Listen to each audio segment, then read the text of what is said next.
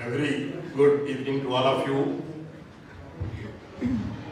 Couple of days back, my dear friend Vivek called me up and he said that I have to give a keynote address for 10 minutes on heart and health. And then I heard Abhishek Sharma and Sunil Gavaskar having a talk. And Sunil Gavaskar telling that Abhishek Sharma scores a 50 in the number of balls which I used to take to get off the mark.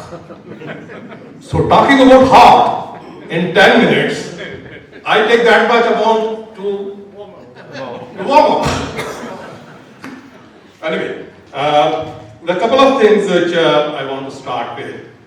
And one, the discussion was absolutely superb, and it touched on some of the areas where heart comes into the fore, because we know health of heart is a lifestyle problem, and lifestyle problem would mean diet, exercise, and stress living.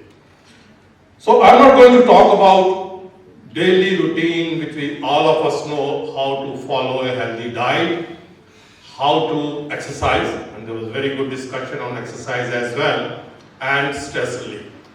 What I'm going to talk to you in this short keynote is that what we can do at the society level and what we need to do at the government level to look at our future, which is looking very bleak today from health point of view.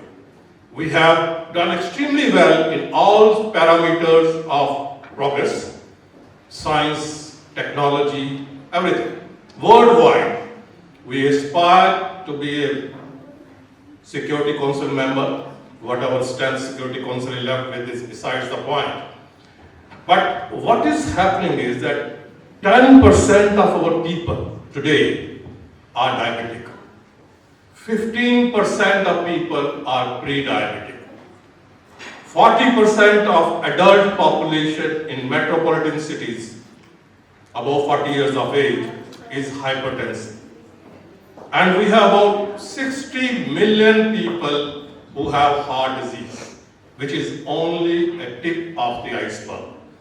In the introduction, so that I've done so many thousands of interventions and angioplasty, and we have Manoj here who has done a couple of lakhs of knee procedures. But we need to remember, we are treating patients when they have already crossed a certain extent and reached to the stage where we need to step in and correct the problem which has already arisen.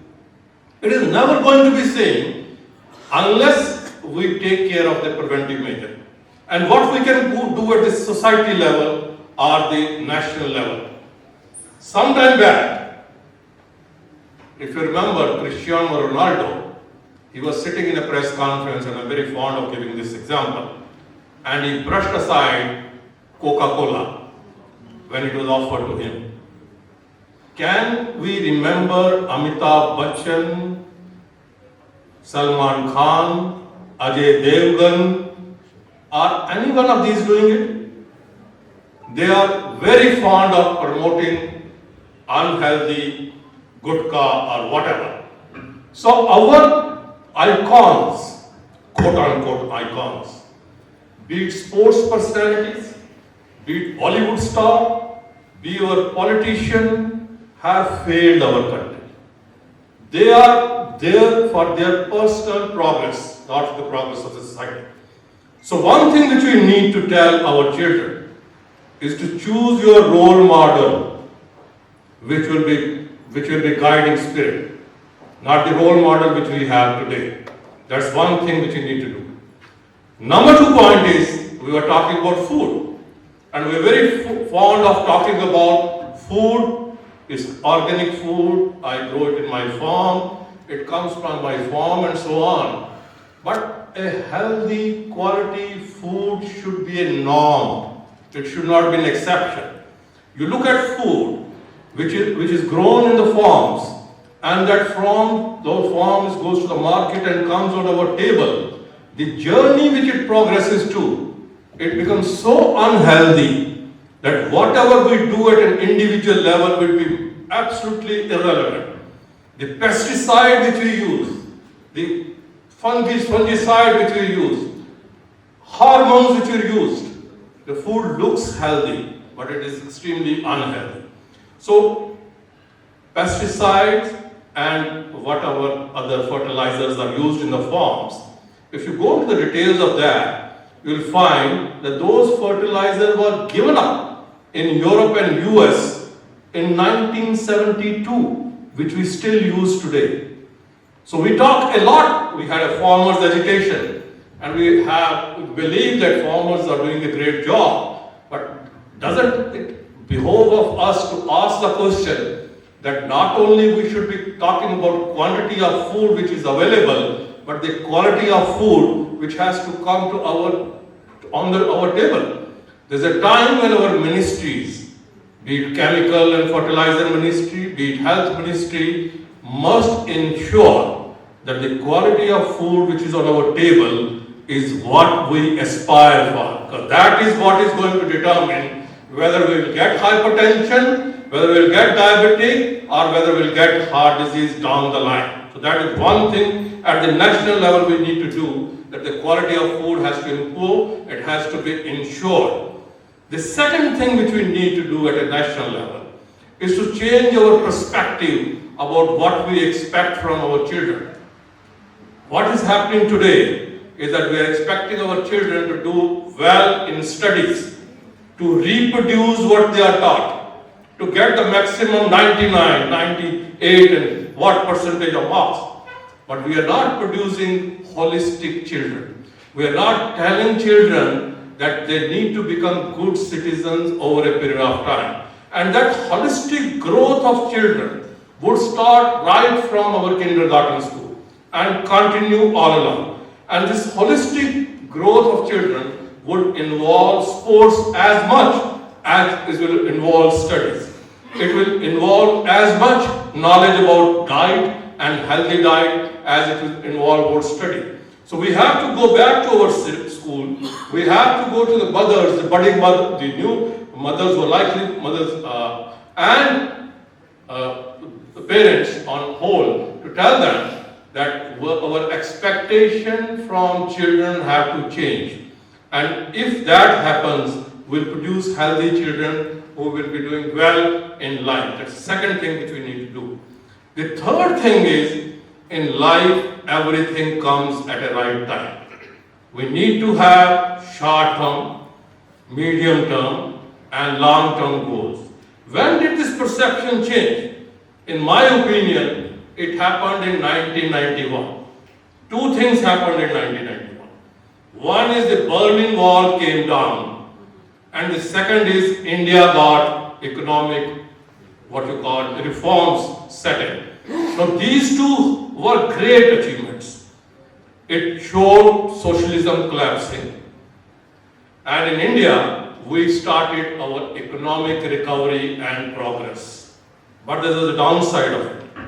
The downside of it was, with the fall in Berlin, consumerism became the most guiding principle worldwide. There was a time before 91, we had socialism, we respected our teachers, we respected our judiciary, we respected people because of the capabilities and knowledge they had. Today we respect people for the consumerism they have, the buying power they have, the acquisition they can get, and what all they have. How many servants, how many vehicles, how many buildings, where we spend our vacations and all that. So consumerism has consumed all of us. And what that has done is that we want to acquire everything in the shortest possible time. And that's the single most important factor which is producing stress. We want everything to be available to us in the shortest possible time, by hook, crook, or whatever way. And that is where the problem is. So the balance of work, profession has gone out. The second thing, we need to do that. And as our economic progress occurred, we got servants, we got amenities, which made us forget that doing things on our own, physical activity, instead of driving, going on cycle, or doing normal activities, not taking lift, going by the stairs and everything. Outdoor games, they went out of the window. Out of the sports, we got smartphones, we got laptops and playstations and whatnot, which has completely taken out our physical activity. So if we look at diet, our government is as much responsible as all of us. If we look at exercise, we are as much responsible for not taking exercise as possible. And all of this has combined to produce stress. A lot of progress has occurred in cardiology. We are today able to do angioplasty in any particular, anywhere.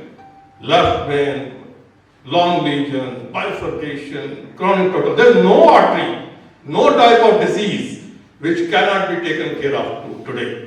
We can replace valves today without surgery. We commonly do it. We can repair valves without surgery, percutaneously.